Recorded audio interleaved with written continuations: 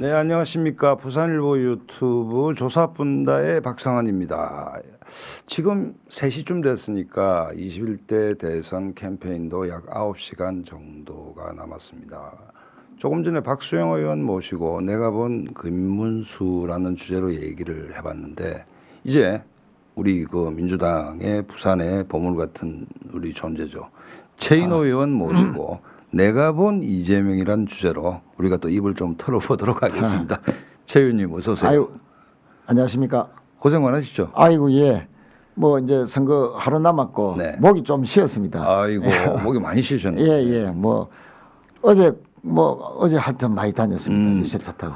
아니 뭐 쭉 뉴스 찾아보니까 김문수 후보가 그 유세장에서 어제 오늘 골든 크로스를 이제 지나가고 있다. 뭐 이렇게 얘기하고 민주당 공식 논평은 5% 안팎에서 안정적인 우세를 유지하고 있다. 이제 이렇게 됐는데, 뭐 정치를 오래 하셨고 또 선거도 많이 했으니까 우리 최 의원이 보는 D-1일의 판세 냉정하게 어떻게 보십니까? 김문수 후보가 이긴다고 분석하는 사람은 뭐 거의 없는 것 같고요. 그러나 이재명 후보는 오늘 서울 유세에서 세 표가 모자란다. 세 표가 모자란다. 예, 세 표가 모자란다. 이렇게 마지막 호소를 했습니다. 예, 그러니까 방심하면 안 된다. 선거라는 거는 저도 작년에 49.6%를 그렇죠. 받았거든요. 막판 3일간 확 이렇게 분위기가 반전이 돼서 그래도 저는 뭐 이기지 않겠나 이렇게 봤는데, 아우 뭐 350표가 더 받았으면 내가 이겼는데 그걸 안 됐거든요. 그러니까 선거는 개표해봐야 되기 때문에 경상도말로 깨봐야 되기 때문에 그러니까 그런 면에서 다지고 또 다지고 특히 우리 이재명 후보를 지지하는 우리 국민들이 무조건 투표장에 가야 된다. 그런 의미에서 세 표가 부족하다. 세 표 하니까 생각나는데 민주당 전 의원 중에 문학진 의원이라고 계셨거든요. 예, 세 표. 세 표 차이로. 세 표. 그 문세표. 별명이 문세표. 예. 그 재검표를 했는데 또 세 표였어요. 또 세 표였습니다. 아니 실제로 저는 경험을 못 해봐서 모르겠는데 그렇게 정말 반집 개가바닥으로 지면 후보로서 마음이 어때요? 내상이 오래 갑니까? 저도 뭐 아니 실제 제가 꿈을 꿨는데 네. 꿈을 꾸다가 깨가지고 새벽 언저리였습니다. 아 그날 개표한 날. 아니 말고 며칠 있다가 한 달 좀 더 지났어. 선거 끝나고. 예. 그 이제 서울에 이제 방송하러 다니면서 숙소가 있거든요. 네. 여의도 근처에. 문득 깨고 빨리 여의도 그 새벽에 보통 일어나서 목욕부터 하니까 그러니까 사우나 가야지. 이래 하면서 국회로 가려고 하다 일어난 적이 있습니다. 실제로. 아니 그래서 그거 하고 나니까 막 그냥 상당히 허무하죠. 시차 적응이 안 되네. 좀 그런 게 있습니다. 충격이 좀 오래 갑니다. 사실. 지금은 좀 괜찮습니까? 지금은 뭐 대선 운동 열심히 하고 있고. 그래도 좀 내가 뭐 때문에 뭐가 부족했는지 또 뭐 사람이니까 또 뭐 서운한 점도 생각나고 아쉬움도 크고 뭐 그렇습니다. 이제 세월 이야기라고 많이 극복이 되어 있습니다. 사람이 너무 계속 잘 나가면 안 돼요. 한 번씩 시련이 있어야 그 시련 속에도 성장이 이루어진다. 뭐 이런 얘기도 있습니다. 고맙습니다.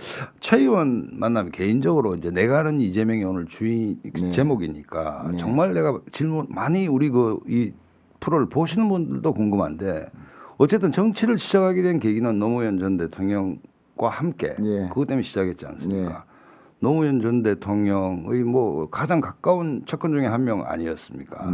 그다음에 문재인 대통령이 계셨고 이제 민주당 후보가 이재명입니다. 사실 이재명 후보에 대해서 특히 우리 부산 사람들 잘 몰라요. 자, 그러면 최인호가 본 이재명을 노 전 대통령, 문 전 대통령과 비교해서 한번 설명할 시간을 한번 드릴게요. 저도 뭐 이재명 후보를 그렇게 깊이 있게 제가 접해볼 경험이 없었고요. 기회도 별로 없었고, 다만 이제 정치를 하는 분이기 때문에 그냥 뭐 제가 정치하는 현장에서 그분을 바라보는 게 많았고, 그러나 최근에 작년부터 이제 방송을 하면 이재명 후보에 대해서 뭐 질문이 많이 들어옵니다. 공부를 해야 되네. 예. 뭐 특히 사법 리스크라든지 또는 뭐 스타일이라든지 이런 부분에 대해서 질문이 많이 오기 때문에 공부를 안 하고 갈 수는 없지 않습니까? 어쨌든 뭐 여러 가지 평가와 또 주변에 있는 분들 여러 가지 팩트 체크도 좀 하면서 나와야 되기 때문에 그래서 이제 조금 깊이 있게 알게 됐는데, 이재명 후보와 노무현 전 대통령은 닮은 것이 참 많다. 닮은 것이 많다. 닮은 것이 많습니다. 아, 그래요. 예, 어떻게 알면 보면 알수록 노무현 닮았다. 대통령은 정통 진보의 어떤 정치도 오래 했고 네. 길을 걸어왔다면 네. 이재명 그 후보 같으면 성남시장 경기지사 갑자기 네. 민주당에 들어온 케이스 아닙니까? 보통 그렇게 볼 수 네. 있는데 노무현 대통령도 사실은 뭐 변호사를 판사하시다가 네. 이제 나오셔 가지고 변호사 하면서 그냥 일반 변호사였죠. 그렇죠. 돈 많이 버리고 판사 출신이니까 뭐 정관 여우도 그때 있을 당시니까 상당히 그 수임료가 높았던 시기인데 그거 하다가 인권 변호사 하면 불임 사건, 그렇죠. 부산대학 불임 사건 그거 하면서 고문 받고 온 그 학생들 구속된 만나서 학생들 인생이 특히 바뀌었죠. 어머니들이 막 네. 도와달라 하고 거기서 인생이 바뀐 거 아닙니까? 그래서 그분도 뒤에는 뭐 운동을 열심히 했지만 예, 사회민주화 차원에서 그러나 그전에는 전혀 운동권에 대한 경험이 없었던 분입니다. 그렇죠. 그냥 뭐 좀 의협심이 있다는 뭐 그 정도였는데 이재명 후보도 그 성남에서 이렇게 변호사가 되고 난 뒤에 시민운동을 한 거죠. 성남 지역 중심으로. 그렇습니다. 그러니까 운동권 학생 때부터 학생 운동부터 출발해서 또 사회 운동을 하고 또 그 연장선상에서 정치권에 들어오고 이런 소위 말하는 60년대, 70년대, 80년대 정통 맥은 아니네. 그러니까. 예, 그러니까 운동권의 맥을 정치권까지 이어오는 이 과정과는 전혀 다른 삶의 경로, 운동권 경로이기 때문에 그런 면에서 보면은 변호사가 되고 난 뒤에 기득권이 이미 되고 난 뒤에 사회운동을 시작했다. 또 정치에 뛰어들었다는 면에서는 공통점이다. 그러니까 이제 이분이 그 기성사회 구조의 그 기득권에 대해서도 상당히 타파의식이 있지만 소위 말하는 같은 그 정치권 안에 있는 또는 운동권 안에 있는 기득권 구조에 대해서도 이른바 좌파 기득권에 대해서도 굉장한 뭐 저항이 좌파라기보다는 뭐 하여튼 뭐 표현이 뭐 여러 가지 진보 있습니다. 기득권. 예, 진보 세력 안에서도 그런 부분이 있지는 않았는지에 대한 문제의식이 분명히 있었던 것 같고 노무현 대통령도 정치를 하면서 비주류적 관점. 비주류죠. 그러니까 학생 운동을 했던 분들이 주류가 유형 아니야. 무형으로 주류. 그렇죠. 그리고 노무현은 상고 출신이다. 학생 운동 안 했어. 뭐 또 부산 출신이다. 뭐 이런 거 서울 중심의 운동권 내 그 기득권이 정치권에도 전명이 돼서 묘하게 들러가는 이런 기득권 구조에 대해서 상당히 불만이 있는데 이재명 후보도 그런 면에서 보면은 상당히 진보권 내에서의 기득권 문화 좀 비주류 정신이 있다. 예. 그런 면에서는 노무현 전 대통령과 일맥상통한다. 묘한 그 저항의식 예, 그 진보 안에서도 묘한 기득권에 대한 저항의식이 있었던 것 그런 좀 공통점이 있고요. 또 한 가지는 이제 이 좀 상당히 뭐 어려운 과정에서 공부를 했고 두 분 다 물론 뭐 그 이재명 후보가 훨씬 더 어려운 상황이었습니다. 그러니까 이제 성남으로 이사하고 아버님이 아마 대학을 졸업한 그 엘리트 그 당시로 보면 엘리트 볼 수 있는데 고향에서 좋은 일 하다가 몰락해가지고 그 이제 오남매를 끌고 성남으로 왔다는 거 아닙니까? 굉장히 힘든 거기서 그 아버지가 공부해봤자 소용없다. 이재명 아버님이 공장 가라. 공장 가라. 그래가지고 돈 모아가지고 집이라도 한 채 사는 게 훨씬 더 대학 나오는 것보다 좋더라. 본인의 경험에서. 근데 물론 이제 뭐 형님도 대학 가고 다 했지만 본인은 어머니 따라서 13살 때부터 공장 다녔다. 소년공이었다. 예, 소년공이었다. 그리고 이제 틈틈이 공부해서 특히 뭐 18살, 19살 때 그 이제 공장 다니면서 검정고시, 중고등학교 검정고시 다 통과하고 대학 입시는 8개월간 공부했답니다. 그런데도 이제 서울 법대 정도 수준이 되니까 중앙대에서 그때는 파격적으로 장학금 맞습니다. 82학번이니까 우리 박 선배님하고도 같은 학번이신데 공부 잘하면 서울대급 되면은 그 영입을 하지 않습니까? 특히 법대는 이제 사시 생활 많이 배출하려고 몇 명이 되느냐가 학교의 위상과 관계되니까 그래서 아마 4년 장학금에 30만 원을 월 생활비로 큰 돈이었네. 그러니까 자기가 공장 다닐 때 8만 원을 받았답니다. 그러니까 거의 4배에 가까운 거를 생활비를 학교에서 주니까 그래서 이제 그 이제 중앙대 가서 그것도 뭐 82학번 법대 40회수 한 사람 중에서 제일 빨리 됐으니까 그 머리도 비상하다. 근데 이제 노무현 대통령 머리도 비상하지만 그러니까 노무현 대통령은 직관력이 대단한 분이다. 그렇죠. 어려운 문제. 역사와 시대적 그렇습니다. 깨뚫는 그래 게 깨뚫는 있죠. 직관력이 대단하죠. 역사를 보는 직관력도 있고 사물이 아주 엉키고 막 설켜서 어떻게 이 솔루션을 찾을까에 대해서도 참 고민을 많이 하는데 아주 깊이 고민하면서도 해법을 낼 때는 아주 단순 명쾌하게 이걸 또 쉽게 전달하죠. 쉽게 전달 국민들에게. 국민들에게 아주 대중적인 용어로 본인이 이해를 다 한 상태에서 하기 때문에 원래 잘 모르면 어렵게 얘기하고 그렇습니다. 잘 알면 쉽게 얘기합니다. 그렇습니다. 네. 그런데 이제 이재명 대표도 가깝게 이렇게 살펴보니까 이 좀 그런 기질이 다분하고 그런 면에서 보면은 그 직관력이 있다. 뭐 그런 면에서 두 분이 좀 우리가 이제 닮은 7, 80대 민주화 연대 얘기하는데 우리 뭐 최인호 의원은 사실은 그 우리 부산대 총학생장도 하셨고 그 우리 민주화 운동으로 보면 그 흐름상에 보면 그 메인스트림이라고 봐야 되지 않습니까? 예. 근데 사실은 역설적으로 우리 그 노무현 전 대통령 아니면 지금 우리 그 이재명 후보 같은 경우에는 민주화 연대의 메인스트림은 아니었다, 비주류였다. 거꾸로 김문수 후보는 완전 주류 아닙니까?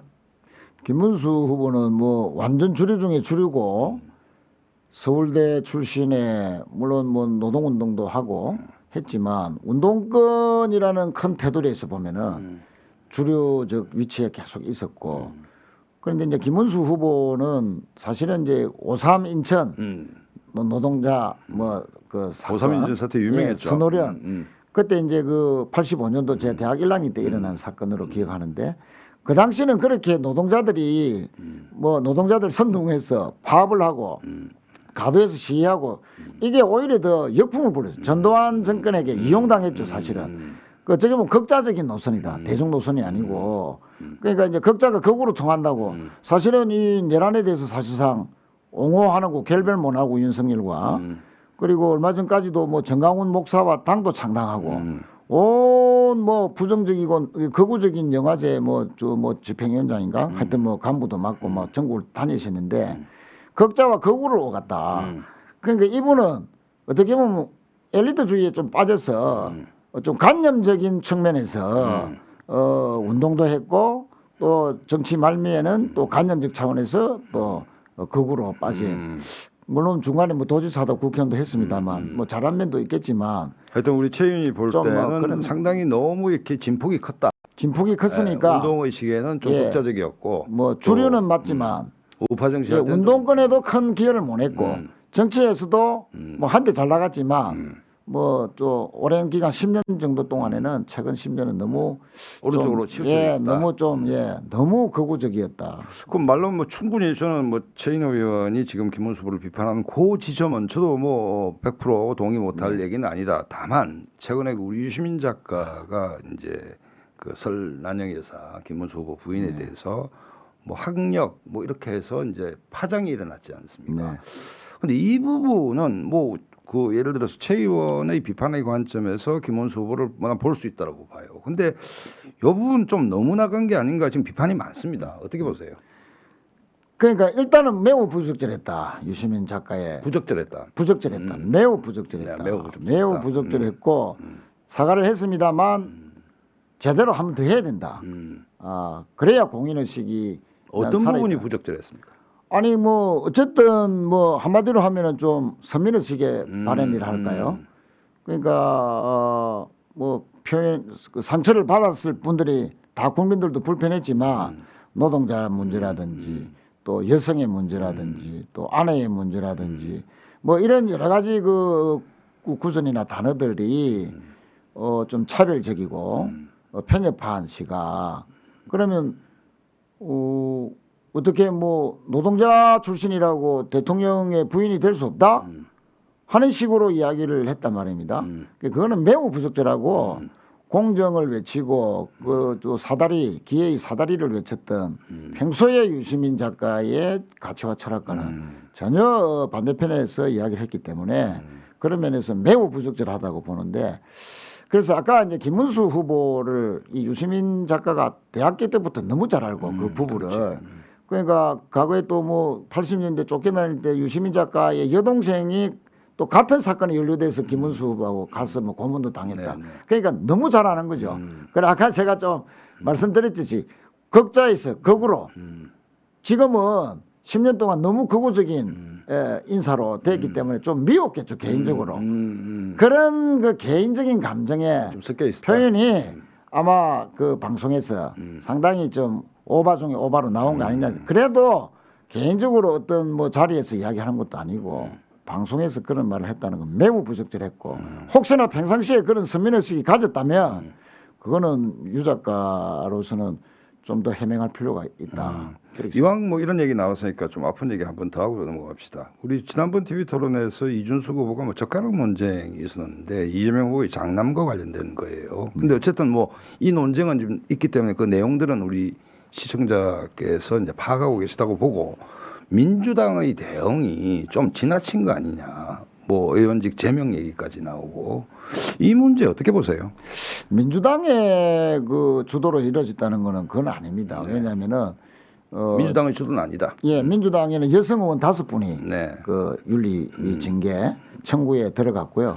다른 당에 있는 그 여성 의원들이 오히려 숫자가 더 많다 하는 그런 측면에서 우리 당이 당론으로 추진한 것은 아니다 하는 거를 좀 먼저 일단 당론은 말씀드리고, 아니다. 예, 다만 이제 이준석 후보의 여성 혐오 발언이 너무 극단적이고 그거는 방송윤리심의위원회에서 저도 방송을 몇 번 나갑니다만 방송하기 전에 보통 주문을 거의 안 하는데 그 구조는 절대 인용하면 안 된다.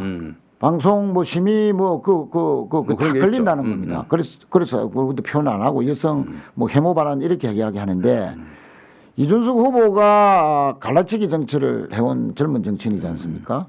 그러다 보니까 소위 말하는 비호감도가 상당히 제일 높은 정치인 중에 한 사람인데 이번에도 그 갈라치기 성 발언을 하고 그러니까 결국은 자기 목표가 이번 대선에서 10% 받는 게 목표인데 그 10% 정치를 너무 심하게 하고 있다. 그래가지고 젊은 40세 불과한 앞날이 창창한 이준석 후보가 이렇게 갈라치기 정치 여성 혐오 발언에도 진정어린 사과를 안 하고 또 뭐 민주당의 어떤 그 탓이다. 또 지난 대선에서 한번 걸러진 가족 이야기까지 포함해서 공세를 취하고 하는 것이 저는 그 이준석 후보의 미래에도 맞지 않고 대선에도 별 영향을 주지 못한다. 저는 이렇게 생각합니다. 하여튼 그거 좀 하고 이제 정책 얘기로 좀 넘어가 봅시다. 그 이재명 후보가 대통령이 된다면 일단 그 대법원 바꾸겠다. 뭐 이 법조인도 대법관이 되고 100명 늘리겠다 해서 나왔는데 중간에 또 이걸 당에서 접었어요. 그러니까 국민들이 불안해하는 대목은 정통적인 우리 그 대의제 나라를 유지하는 삼권 분립 시스템에서 이 법적이 중요한 것 아닙니까? 근데 이렇게 막 얘기해도 되느냐? 비법조인이 대법관도 되고 대법관이 한 100명 정도 늘린다 이런 얘기가 강력하게 나왔다가 어쨌든 들어갔습니다. 이 논란은 어떻게 보십니까? 우선은 이제 이재명 그 후보가 지난주에 그 발의된 법안에 대해서 상당히 강하게 비판을 했고 처리했으면 좋겠다. 그 박범계 김남국 의원이죠. 네. 예, 그 발의한 것에 대해서 적극적으로 그 후보로서 요청을 했고요. 바로 이제 처리를 했습니다. 네. 했는데 어제 오늘도 이제 이 후보가 강조한 것은 개혁보다도 민생 회복과 경제 살리가 우선이다. 취임하면은 경제 상황 점검회의부터 하겠다라고 했기 때문에 사실은 개혁은 갈등을 유발한다. 하기 때문에 정권 초기부터 너무 개혁에 치중하기보다는 지금 국민들이 제일 바라는 것은 먹고 살기가 너무 힘들고 또 경제가 너무 위축돼 있고 이런 측면에서 민생부터 안정시키고 물가도 바로잡고 경제도 이제 회복시키는 이 일부터 하겠다라고 했습니다. 그런 점을 이제 전제로 하고 보면 그러나 이제 사법부 개혁도 이번 그 내란과 쿠데타 또 탄핵 대통령 선거 과정을 거치면서 많은 문제점을 노출했지 않습니까? 뭐 의혹으로 아직 남고 있지만 뭐 지기현 판사 같은 경우는 윤석열 대통령을 그 구속 취소한 판사인데 뭐 이래서는 지금 구술소에 올라 있고요. 그 다음에 이제 그 조희대 대법원장이 빛의 속도로 아니 저는 그렇게 국민들이 저항하고 정치권에서 제도적으로 막겠다라고 안 했으면 아마 이재명 후보는 후보 등록을 못할 상황까지도 오게 됐을 거다. 빛의 속도로 대법원에서 땅땅땅 했고 고법으로 돌려보내고 바로 고법은 그 다음날 기일을 3번 잡고 그럼 고법에서 또 3번 만에 땅땅땅 해서 또 이제 대법원으로 마지막 제3고심을 올리면 또 그날 땅땅땅 해버리면요. 기호 1번 등록을 못하는 상황. 그러면 한독수로 단일화됐다면 한독수가 그냥 대통령이 되는 겁니다. 그런 시나리오로 대법원장이 한 것은 아닐까. 물론 앞으로 필요하면 수사도 해야 되겠지만 이렇게 의구심을 가지고 그것이 맞다라고 믿는 국민들이 너무 많기 때문에 이런 사법부에 대한 불신 지난 5월 25일 날 전국 법관회의에서 물론 이 문제가 다뤄지고 결론은 안 냈습니다만 대선 이후로 하자 결론은 했습니다만은 그 법관회의에서도 앞으로 그냥 어떻게 결론이 날지도 주목이 돼야 되고 사법부도 성경은 아니다. 유전 무죄 무전 유죄 이런 그 사법부의 어떤 기득권 카르텔 정관 예우가 아직도 여전히 살아있고 대형 로펌이 유죄를 무죄로 만들 수도 있고 형을 아주 감량시킬 수도 있는 그런 막강한 영향력을 행사하는 대한민국의 이런 사법 카르텔 또 개혁은 해야 된다. 그러나 사법부 개혁, 우선순위는 아닌 것 같다. 뭐 그런 식으로. 우선순위는 민생이고 사법부 개혁이 필요하다. 근데 사법부 개혁이 필요하다는 부분은 대부분 국민들이 동의할 거예요. 근데 이재명 후보가 대통령이 됐다.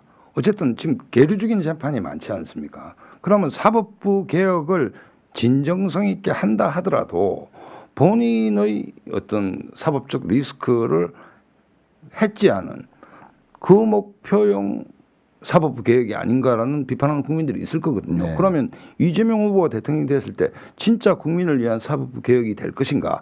선의로 한다 하더라도 그게 다르게 평가받을 수도 있지 않습니까? 그렇습니다. 그거는 뭐 국민들이 또 평가를 해서 저거는 사법부까지 장악하려 한다. 그런 거는 계악이다.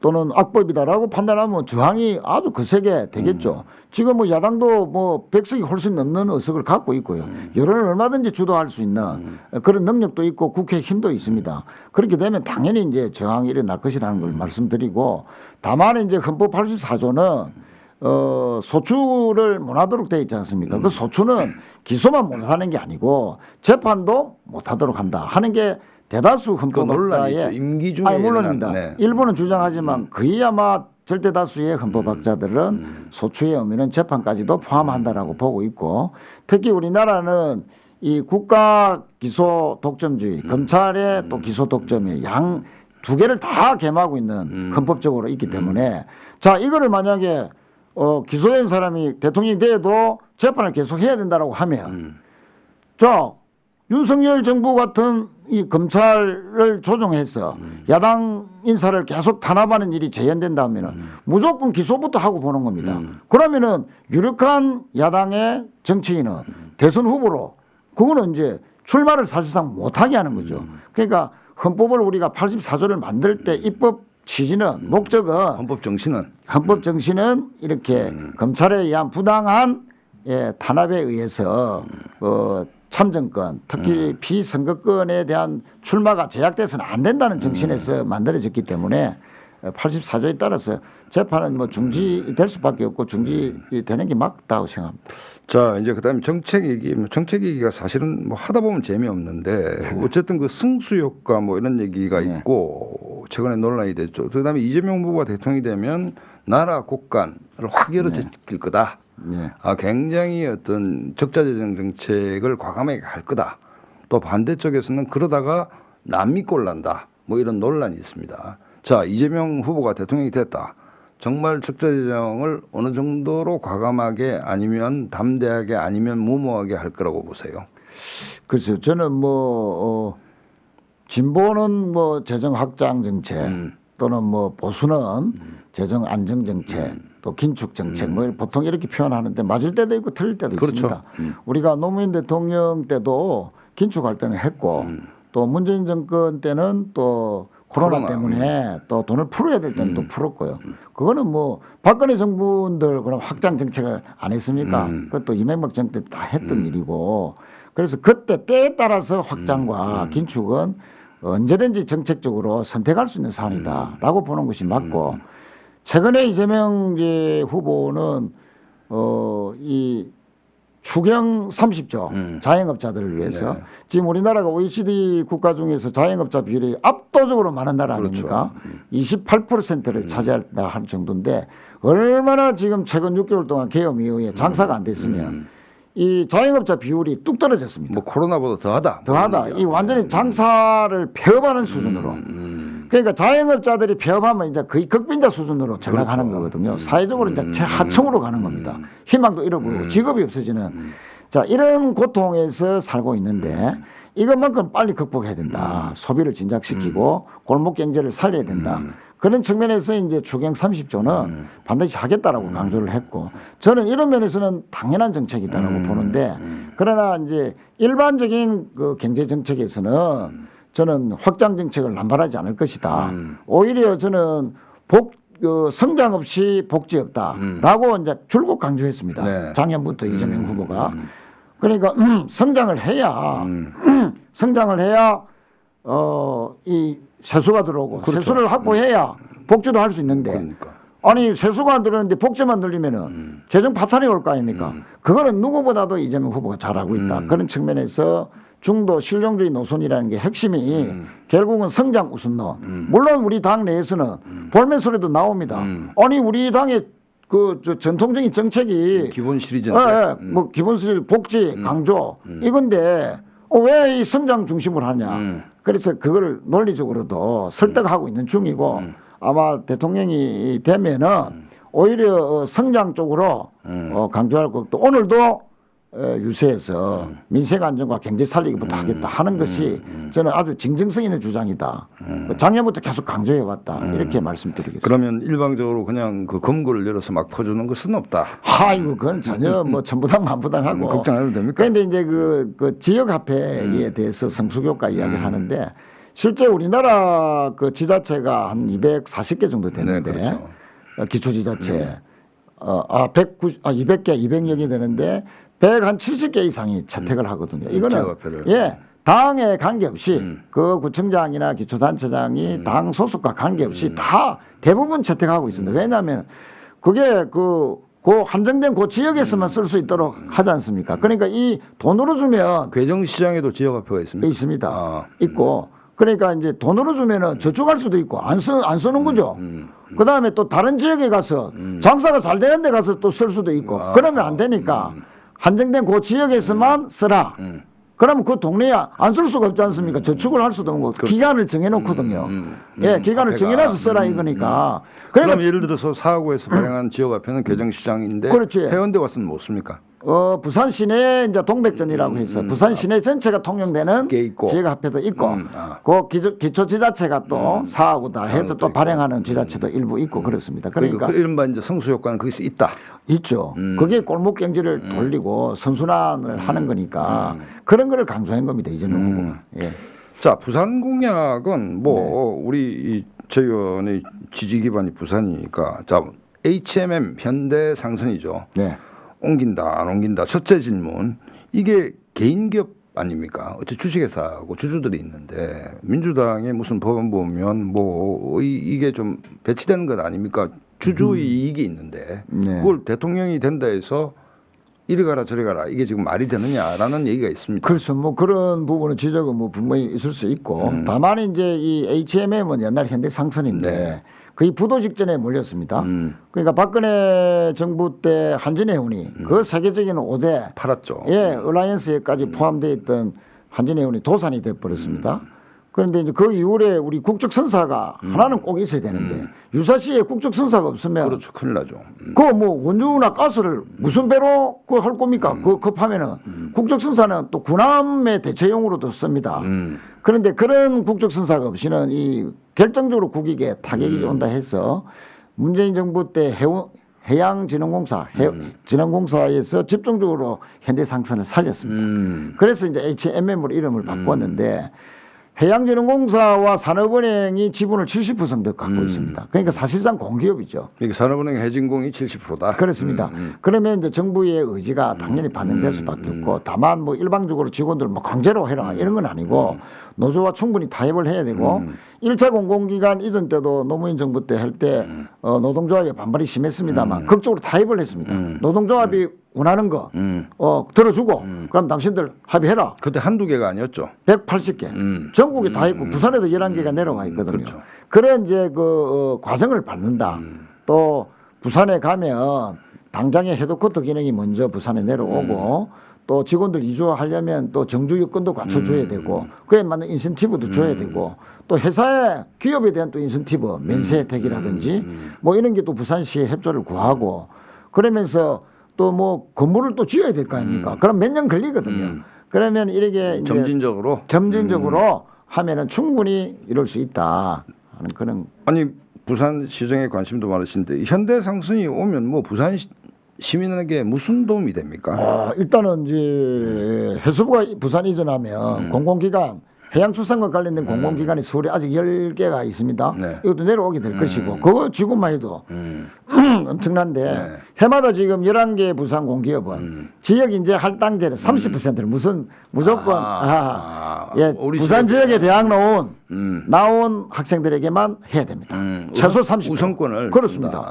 그러니까 뭐 대학, 뭐 부산대학 상대 같은 경우는 뭐 예탁결제원이라든지 좋은 금융기관이 내려와 있는 이건 최고의 좋은 일자리. 예, 공공기관 안에서도 최고의 연봉도 많고 예, 근무 조건이 좋아서 그러니까 서울에 있는 대학생들이 예탁결제원 뭐 이름을 그랬습니다만 그거 취직하려고 부산 상대에 들어오는 학생도 많습니다. 아하. 부경대에 오는. 그러니까 역으로 청년들이 부산에 내려오죠. 이런 예듯이 자, 그럼 공공기관 내려오면 좋은 일자리 생기고 30% 인재 채용 할당제 좋은 직장이 생기는 비율이 확보되는 거고 그다음에 HMM 내려오면 SK형도 내려오게 되어 있습니다. 그러면 HMM과 관련된 그 거래하는 기업이 150개, SK가 120개라고 알려져 있습니다. 이거면 한 300여 개 되거든요. 직원이 100명만 매도 3만 명입니다. 그렇네요. 가족들까지 3명이면 10만 명이죠. 인구가 자꾸 줄는데 이제 부산에 인구가 늘어나는 그런 효과가 있다. 역시 이제 지역에 살려면 기업이 와야 되죠.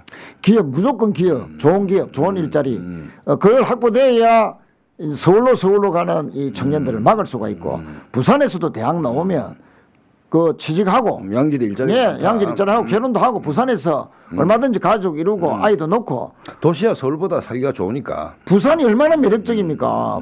부산에 아마 1억이 서울이 한 2억과 맞먹을 걸요. 그렇죠. 예, 그러니까 질로 보면 예, 주택 가격도 적정하고 그러면 만약 1억 가졌는데 3천만 원 집을 샀다. 10억 가졌는데 3억짜리 집을 사도 그럼 나머지 7억은 뭔가 가처분 재산이지 않습니까? 그러면 그 여러 가지 이제 여가라든지 할 수 있는데 서울은 평균 가격이 10억 아닙니까 아파트가? 그렇죠. 그 아파트 한 채 사고 나면은 다른 뭐 여력이 없다. 굴릴 돈이 없습니다. 그 뭐 삶의 질이 현기까지 차이 나죠. 부산에 먹거리도 많고. 부산에 대한 자부심이 대단하십니다. 아니 그러니까 이제 이 서울로 아니 이건 말 나온 김에 예. 우리 최 의원 나오셨으니까 뭐 어쨌든 대선은 우리가 지금 부산 일보 유튜브를 하니까 부산 지역 공약 이게 뭐 우리가 선거 때마다 뭐 뻔한 흘러간 옛날에 반복되는 느낌인데 네. 이재명 후보 민주당의 대선 공약에 뭔가 깊이 당연히 우리 최 의원이 관여를 하셨을 텐데 네. 좀 뭐 길지 않게 좀 핵심만 예. 뭐 홍보할 기회를 한번 드릴게요. 뭐가 있습니까? 우선 뭐 저는 2월 중순경에 이재명 후보에게 부산 공약에 대해서 건의를 했고요. 상당 부분 받아들여졌습니다. 정리해서. 예. 그럼 공약집에 반영이 되어 있습니까? 예. 그래서 이제 좀 급하다 해서 부랴부랴 이제 제가 평소 고민한 거를 드렸는데 해양수도 뭐 공약은 당연히 들어갔고 해수부 이전 HMM 회사 전문법원 또 해양수산 비서관까지 했는데 그게 뭐 제가 건의한 거는 100% 다 받아들였습니다. 해양 관련. 예, 물론 뭐 해양 관련 다시 정리. 해수부, HMM.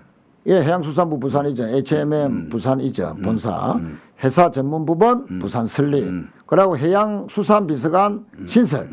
예, 그리고 대통령실 안에. 예, 동남국책산업은행을 이제 공약했거든요. 그런데 이게 이제 대부분 받아들여졌는데 사실은 이 공약을 실현하는 과정에서 한 부처라 하더라도 지방으로 중앙부처로 옮기는 게 쉽지가 않습니다. 그렇죠. 노무현 대통령도 고민하다가 사실 포기했는데 누차 강조했고 특히 그 인천 가서 부산의 경쟁도시 인천인데 인천도 그러면 우리는 왜 뭔데 해수부 부산만 보내는데 이렇게 볼멘 소리들이 많이 이제 나왔습니다. 그 본인의 지역구가 있는 인천 가서도 해수부 부산 이전 양해해 주십시오. 부산이 이래 어렵습니다.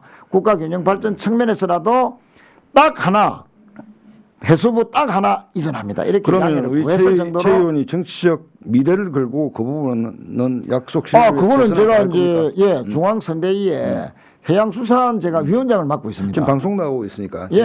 아니 그러니까 해양수산위원장을 제가 맡고 있습니다. 그런데 만약에 이런 정도로 이재명 후보가 천명하고 또 천명하고 어제 부산뉴스에서도 또 하긴 했는데 인천가스도 해수부 이전한다 했는데 만약에 안 한다. 그럼 해양수산위원장을 지냈던 저는 앞으로 부산에서 정치하겠습니까? 그렇습니다.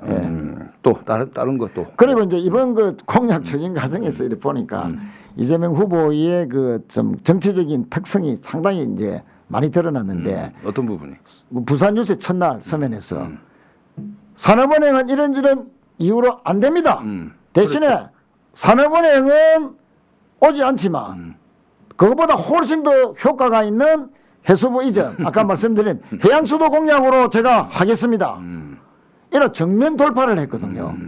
정면 돌파를. 그래 내가 처음 들으면서는 산업은행 말씀은 굳이 하지 말라고 하노. 또 논란이 있는 거 아닌가 했는데 한 반나절 딱 지나서 그 다음날 생각해 보니까 맞다. 솔직하게 하는 게 맞다. 못하는 거는 못하는 거고 그러나 더 큰 거, 부산의 더 발전, 더 좋은 거 내가 그거는 반드시 실천하겠다. 이렇게 강조한 것이 오히려 더 진정성 있게 받아들여졌다. 지금 과정을 보니까.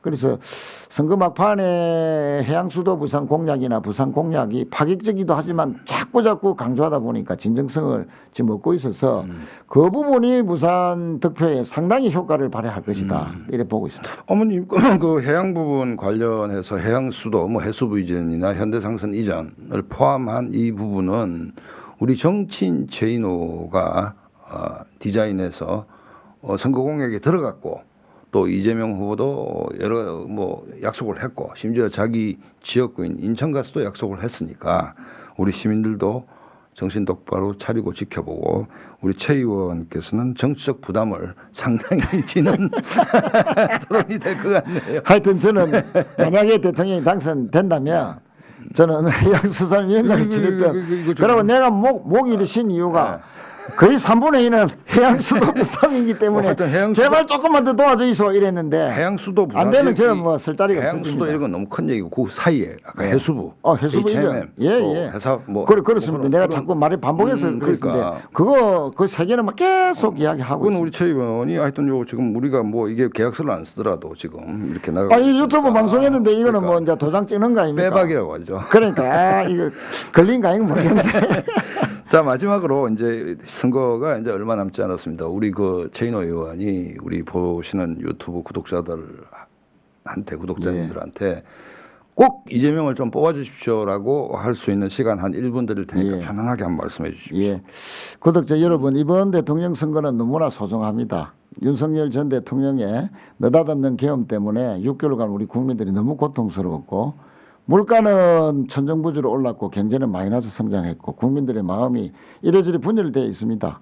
이 위기에 대한민국을 정말 능력과 추진력이 있는 이재명 후보를 선택해서 그래도 이번 대통령 후보 중에서는 제일 적합하다 하는 그런 마음에서 기호 1번 이재명 후보를 꼭 선택해 주시고 또 부산 발전을 위해서도 이번 대통령 선거가 매우 중요합니다. 해수부 부산 이전, HMM 부산 또 본사 이전, 회사 전문부본 또 부산 설립, 동남국책은행 설립, 해수비서관 또 신설 이런 것들이 결국은 우리가 바다를 끼고 먹고 사는 부산 시민들로서는 결정적인 문제이기 때문에 사람이 돌아오고 청년들이 다시 돌아오는 부산을 위해서 기호 1번 이재명 후보를 꼭 선택해 주시고 도와주시기 바랍니다. 아니 뭐 본인 출마했을 때보다 더 잘하시는 것 같아. 제가 얼마나 외쳤겠습니까? 하여튼 오늘 고생하셨습니다. 아이고 고맙습니다. 네, 해양수도 우리 시민들이 지켜보겠습니다. 오늘 최인호 의원과 함께했습니다. 감사합니다. 고맙습니다.